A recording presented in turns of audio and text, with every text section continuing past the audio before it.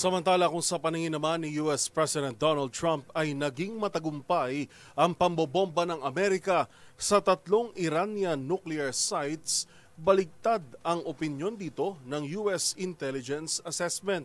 Batay kasi sa ulat, mission failed ang ginawa nilang pambobomba sa Iran. Pakinggan ang report ni James Galange.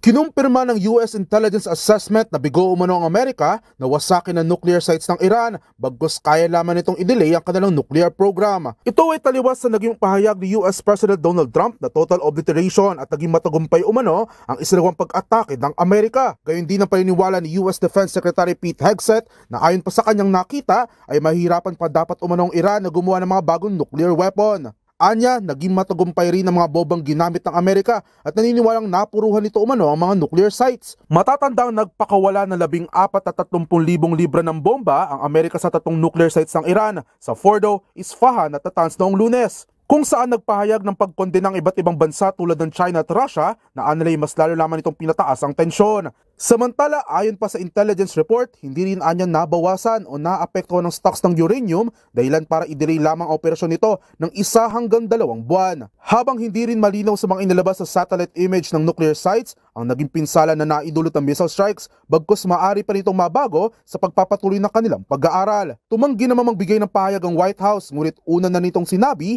na ang mga naturang pagtataya ay lubos na mali. Para sa MBC TV Network News, ito si James Galange ng DZRH TV, una sa Pilipinas, una sa Pilipino.